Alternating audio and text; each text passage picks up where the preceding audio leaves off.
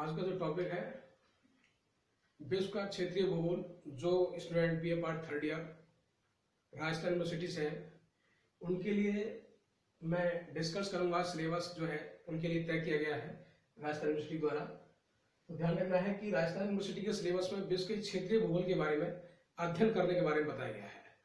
तो सबसे पहले मैं आपको बता दूं कि पेपर किस पैटर्न पे आता है, किस तरीके से तैयार किया जाता है, कितने क्वेश्चन आते हैं। जैसे कि प्रीवियस पुराने जो पेपर थे उनमें अप्रोक्स 9 से 10 क्वेश्चन आते हैं।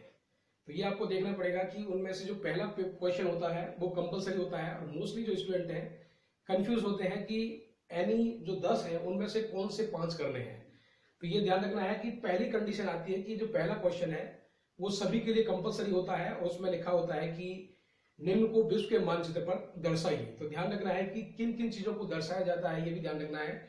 चाहे वो फिजिकल लैंडफॉर्म हो, चाहे राजनीतिक कोई स्थलाकृति हो, या किसी देश का बॉर्डर हो, या किसी देश में जलवायु किस प्रकार की है, उसमें मरुस्थल हो, जो स्थलाकृतियां हैं उनके बारे में विश्व में पूछा जाता है कि ये कहां पर स्थित है। तो वो हम आपको बाद में अगला जो टॉपिक होगा उसमें बताएंगे कि निम्न को विश्व के मानचित्र पर दर्शाइए। लेकिन सबसे पहले बात आती है कि राजस्थान यूनिवर्सिटी में जो सिलेबस तय किया है उसमें क्या किन किन चीजों के बारे में चर्चा की गई है। तो ध्यान रखना है कि विश्व का जो क्षेत्रीय भूगोल है, वैसे अगर एक मायने में देखा जाए तो विश्व में जो क्षेत्रीय भूगोल है उसमें सभी प्रकार के टॉपिकों को सम्मिलित किया जाता है। लेकिन राजस्थान यूनिवर्सिटी में जो सिलेबस तैयार किया गया है, ओवरऑल जो विश्व में कॉन्टिनेंट है, महाद्वीप है, वो 7 है। लेकिन राजस्थान यूनिवर्सिटी के सिलेबस में मात्र 4 को ही फोकस किया गया है। तो ये भी आपको ध्यान रखना है कि कौन कौन से 4 महाद्वीप हैं। ये भी ध्यान रखना है कि महाद्वीपों में किस किस कंट्री पे ज्यादा फोकस किया गया है। वैसे एक बात आपके ज्ञान के लिए बता दूं कि सभी चारों जो टॉपिक है वो सभी उसमें पूरे कॉन्टिनेंट को नहीं लिया गया है। तो ये आपको ध्यान रखना है कि जो बारीकियां हैं कि आपको कंट्रियों पे किन किन चीजों को फोकस करना है। तो सबसे पहले जो बात आती है मैं आपको बता दूं कि एशिया पे फोकस किया गया है। तो एशिया का जो फिजिकल डिवीजन है वो 5 डिवीजन है, लेकिन आपके लिए 2 ही डिवीजन तैयार किए गए हैं। ये ध्यान रखना है। 2 डिवीजन से मतलब है कि साउथ ईस्ट एशिया और साउथ वेस्ट एशिया। ये देखना है कि नॉर्थ एशिया को नहीं देखना है, नॉर्थ ईस्ट एशिया जो है उसको नहीं देखना है। तो साउथ ईस्ट एशिया जो है उसको देखना है, साउथ वेस्ट एशिया। इन साउथ ईस्ट एशिया और साउथ वेस्ट एशिया में किस किस देशों के ऊपर फोकस किया गया। तो ये ध्यान रखना है कि दोनों देशों में, साउथ ईस्ट में और साउथ वेस्ट में, कम से कम 10-10 देश आते हैं। ये ध्यान रखना है। तो एशिया में सिर्फ आपको ये ध्यान रखना है कि मात्र 2 ही चीजों पर फोकस किया गया है, दक्षिणी पूर्वी एशिया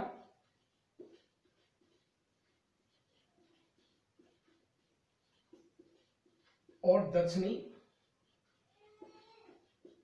पश्चिम एशिया।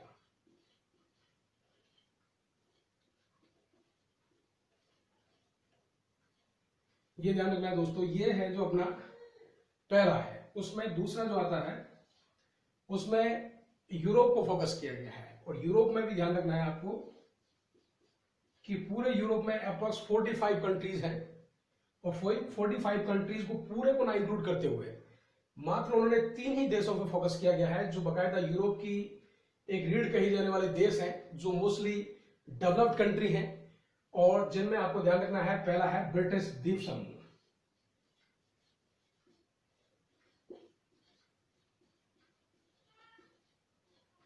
और दूसरे नंबर पे जिस देश का फोकस किया गया यूरोप के अंदर उसका नाम है फ्रांस। और थर्ड वन जो कंडीशन है जिस देश को इन्होंने इंक्लूड किया है उसका नाम है जर्मनी। तो ध्यान रखना है दोस्तों, जो आपके सिलेबस में जिन जिन देशों के बारे में चर्चा की गई है उनको तो पढ़ना ही है, लेकिन यूरोप के अंदर क्या क्या किस प्रकार की स्थलाकृति है, कौन कौन से देश है, कौन सा देश समुद्र से टच है भी या नहीं भी है, ये आपके पहले क्वेश्चन में ऐसे क्वेश्चन पूछे जाते हैं। तीसरे नंबर पे आपको ध्यान रखना है कि उत्तरी अमेरिका और दक्षिण अमेरिका दोनों पर फोकस किया गया है। लेकिन आपको ध्यान रखना है कि बहुत बड़े महाद्वीप हैं, लेकिन इन महाद्वीपों में सिर्फ उन्होंने मात्र 2 ही कंट्रियों को फोकस किया गया है। और दक्षिणी अमेरिका में स्पेशली ब्राजील को फोकस किया गया है। ब्राजील को फोकस किया गया, ये ध्यान रखना है। ब्राजील जो है दक्षिणी अमेरिका, ये ध्यान रखना है दोस्तों। ये ब्राजील में स्पेशली इस कंट्री को फोकस किया गया है, इसलिए क्यों गया है कि वर्ल्ड लेवल पे जनसंख्या की दृष्टि से और क्षेत्रफल की दृष्टि से दोनों बहुत बड़ा क्षेत्र है और ये दक्षिण अमेरिका का सबसे बड़ा कंट्री है। तो ये ध्यान रखना है कि स्पेशली इसी को फोकस किया गया है। टोटल दक्षिण अमेरिका में 13 देश हैं, लेकिन आपको ध्यान रखना है कि ब्राजील पे ही फोकस करना है। लेकिन क्वेश्चन जो है ऑब्जेक्टिव टाइप जो आते हैं वो कहीं से भी पूछा जा सकता है, तो ये आपको ध्यान रखना है कि इस देश के बारे में तो जानकारी आपको होनी ही चाहिए, लेकिन इसके अलावे और जो देश है उनके बारे में आपको पता होना चाहिए, ये ध्यान रखना है। ब्रिटिश। और जो चौथा है उत्तरी अमेरिका में,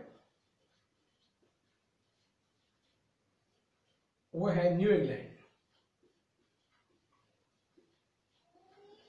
काफी स्टूडेंटों को तो जहां तक मैं समझता हूं कि ये पता ही नहीं कि न्यू इंग्लैंड इंग्लैंड के अंदर है या अमेरिका में, लेकिन आपको आपकी जानकारी बता दूं कि न्यू इंग्लैंड आपको सभी को पता है कि 1776 में इंग्लैंड से आजाद हुआ देश है यूएसए। और जो कॉलोनीज रही थी तो इंग्लैंड की कुछ कॉलोनीज आकर यूएसए में बसी, और बसते बसते वो 300 से 400 साल में उन्होंने एक बड़े क्षेत्र पर अपना अधिपत्य स्थापित कर लिया। लेकिन ध्यान रखना है कि न्यू इंग्लैंड एक छोटा कॉलोनाइज उपनिवेश क्षेत्र था जो आज एक बड़े लेवल पे क्षेत्र में फैल गया है, तो उसी क्षेत्र को उन्होंने फोकस किया है। ये ध्यान रखना है कि न्यू इंग्लैंड में, ये भी ध्यान रखना है कि उत्तरी अमेरिका, कनाडा और मैक्सिको जो नॉर्थन अमेरिका में, जिसको यूनाइटेड स्टेट ऑफ अमेरिका कहते हैं, उसको कहा गया है। लेकिन आपको सिर्फ न्यू इंग्लैंड के बारे में ही चर्चा करनी है, उसके बारे में जानना है। लेकिन पढ़ना जो ऑब्जेक्ट टाइप क्वेश्चन आते हैं वो कहीं से भी आपको पूछे जाते हैं, लेकिन आपको ध्यान रखना है कि जो लेंथी या बड़े क्वेश्चन आएंगे उनमें सिर्फ स्पेशल कंट्री के ऊपर फोकस किया जाएगा, ये आपको ध्यान रखना है। वैसे जनरल क्वेश्चन भी बनता है कि उत्तरी अमेरिका के जो प्रमुख भौतिक प्रदेश है उनके बारे में चर्चा कीजिए। ऐसे क्वेश्चन पिछली बार छपे हैं, तो ये आपको ध्यान रखना है कि किन किन चीजों पे हमें फोकस करना है, तो स्पेशली कंट्री पे तो करना ही है। उसके अलावा कोई जनरल क्वेश्चन पूछा जाता है कि उत्तरी अमेरिका के बारे में सामान्य अध्ययन का विस्तार से वर्णन कीजिए, तो ये भी आपको लिखना पड़ेगा। उसके बाद चौथे नंबर पे आता है, ध्यान रखना दोस्तों, जो विश्व का सबसे बड़ा महाद्वीप है ऑस्ट्रेलिया।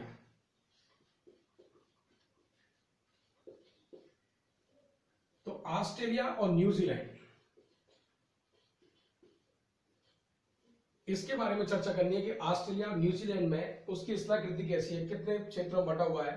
तो ये भी आपको बता दूं कि ऑस्ट्रेलिया का ही कॉन्टिनेंट का हिस्सा है न्यूजीलैंड, और ये इनकी कंडीशन आपको ध्यान रखनी है कि साउथ ईस्ट पोर्शन में वर्ल्ड में किस स्थिति में पाया जाता है, भौगोलिक स्थिति क्या है, कितने अंशांश पे फैला हुआ है, क्षेत्रफल कितना है, जनसंख्या किस आधार पर बांटी गई है। तो ये तो मैं आपको बता दूं जो मैंने आपको बताया है, ये सिलेबस के माध्यम से आपको 4 ही चीजों को ध्यान रखना है। एक बार वापस रिपीट कर देता हूं, एशिया में साउथ ईस्ट एशिया और साउथ वेस्ट एशिया, ये आपको ध्यान रखना है कि दक्षिणी पूर्वी एशिया और दक्षिणी पश्चिमी एशिया के जो देश हैं उनके बारे में आपको चर्चा की गई है।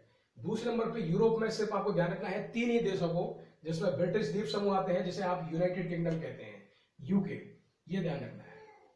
और उसके बाद फ्रांस आता है, ये है जर्मनी। तीसरे नंबर पे दक्षिण अमेरिका में स्पेशली मैं आपको बता चुका हूं कि ब्राजील जो देश है इसके बारे में चर्चा की गई है, और उत्तरी अमेरिका में न्यू इंग्लैंड के ऊपर चर्चा की गई है, ये ध्यान रखना है। और जो चौथे नंबर पे आता है, ये ध्यान रखना है कि ऑस्ट्रेलिया और न्यूजीलैंड।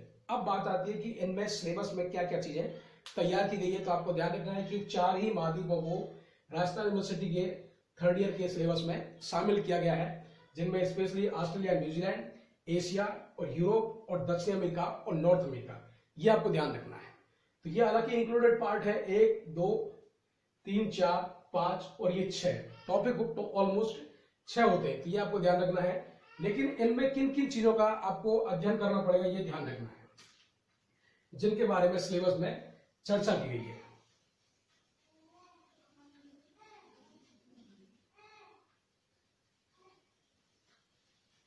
तो ध्यान रखना है दोस्तों, कुछ चीजें हैं जो इन चारों महाद्वीपों में जिनके बारे में पूछा गया है। पहली कंडीशन आती है टेरेन फीचर्स या फिर भूस्थलाकृति।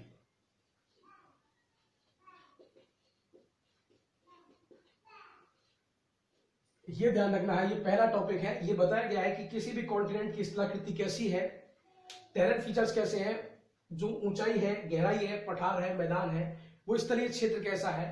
तो सबसे पहली कंडीशन उन्होंने इसको दिया है, तो आप इसको ये भी कह सकते हो जो फिजिकल डिवीजन है, जो भौतिक प्रदेश है किसी भी देश के, किसी भी कॉन्टिनेंट के, किसी भी महाद्वीप के, तो आपको ध्यान रखना है कि उनमें स्थलाकृति का इन्होंने सबसे पहले चर्चा की है। दूसरे नंबर पे ड्रेनेज सिस्टम के बारे में बताया गया है, नदी तंत्र कैसा है। ये ध्यान रखना है कि ये जो टॉपिक मैं आपको बता रहा हूं, ये पांचों जो महाद्वीप हैं, इनमें सभी में सेम टॉपिक रखे गए हैं। पहली कंडीशन बताई गई है टेरेन फीचर्स जो भूस्थलाकृति है।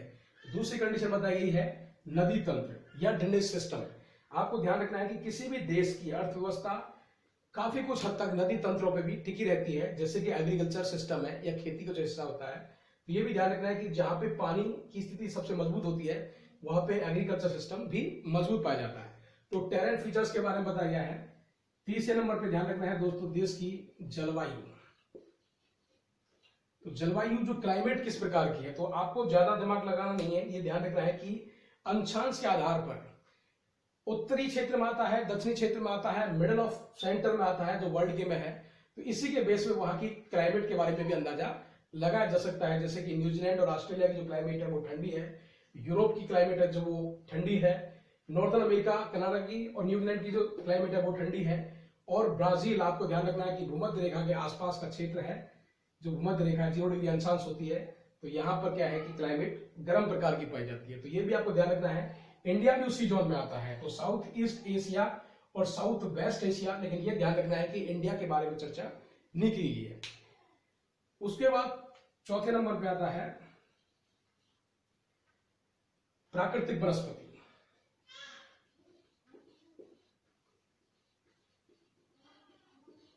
ये ध्यान रखना है कि नेचुरल जो वेजिटेशन है उसके बारे में चर्चा की गई है कि प्राकृतिक वनस्पति किस प्रकार की है। तो ध्यान रखना है कि प्राकृतिक वनस्पति कहते कैसे हैं, जो प्राकृतिक के द्वारा अपने आप स्वतः उगती है और उसकी लगातार एक वृद्धि होती रहती है। इंसान का उसकी वनस्पति में कोई ज्यादा हाथ नहीं होता है बोने में। तो ये ध्यान रखना है कि प्राकृतिक द्वारा जो वनस्पति उगती है किसी एरिया क्षेत्र पर वो प्राकृतिक वनस्पति कहलाती है, और उसी के बारे में इसमें चर्चा की गई है। अगला जो नंबर आता है वो है मृदा। ये ध्यान रखना है कि सॉइल सिस्टम हर कंट्री में, हर देश का अलग अलग है। आप सभी को पता है कि भारत सरकार ने मृदाओं को 8 भागों में बांटा गया है। तो लाल कलर की है, पीले कलर की मिट्टी है। ये ध्यान रखना है कि जो लेवल है उसको आपको ध्यान रखना है कि अंशांश के आधार पर मिट्टियों के कलर भी बदल जाते हैं। तो उनकी मृदाओं की स्थिति जो है वो किस प्रकार की है, उनमें किस प्रकार का एग्रीकल्चर सिस्टम किया जाता है, ये ध्यान रखना है। जो छठा नंबर आता है दोस्तों, ये भी आप ध्यान रखें। उसके बाद आता है जनसंख्या। ये ध्यान रखना है कि जनसंख्या के बारे में ये भी आपको डेमोग्राफिक ट्रांजिशन जो होता है किसी भी देश का, जनसंख्या संक्रमण, उसके बारे में ध्यान रखना है। और जनसंख्या किन किन कार्यों में लिप्त है ये भी आपको ध्यान रखना है। और उसकी डेमोग्राफी में वर्ल्ड में जनसंख्या किस लेवल पे आती है, कौन से स्थान पे आती है, सबसे कम जनसंख्या कहाँ है, सबसे ज्यादा कहाँ है, किस क्षेत्र पे जनसंख्या कम पाई जाती है, इस कंडीशन को आपको इसमें देखना है कि महाद्वीपों में ये डेमोग्राफी या जनसंख्या संक्रमण के बारे में आपको चर्चा करनी है। 7वें नंबर पे जो आता है economic base of the country. किसी भी देश का जो आर्थिक स्थिति है, आर्थिक आधार है, किन किन चीजों पर टिका हुआ है। तो आपको सभी को ध्यान रखना है कि किसी भी देश की आर्थिक स्थिति मोस्टली 3 ही चीजों पे निर्भर करती है, जिसमें पहला आता है औद्योगिक क्षेत्र,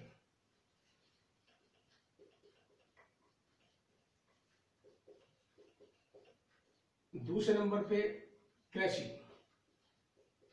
या एग्रीकल्चर, तीसरे नंबर पे आता है सेवा क्षेत्र।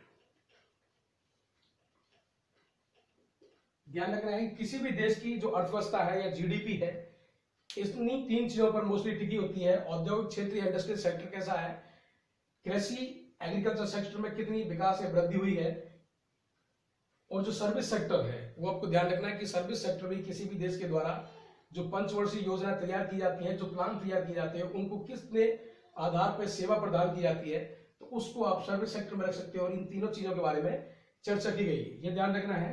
तो ये आर्थिक आधार, किसी भी देश का अगर आर्थिक आधार आपको पहचानना है तो ये ध्यान रखना है कि उसकी देश की जनसंख्या कितना डेवलप है, डेवलप होती है, उनके अपने खुद के जो औद्योगिक क्षेत्र है उनमें उनकी विकास की स्थिति किस प्रकार के है, औद्योगिक क्षेत्र या फिर इनके इक्विपमेंट है, जो यंत्र ये होते हैं, या फिर किन किन चीजों में इनका वर्ल्ड में प्रोडक्शन जो करते हैं उनमें कौन सा स्थान इनका आता है, ये ध्यान रखना है। उसके बाद आपको ध्यान रखना है कि क्षेत्रीय अध्ययन,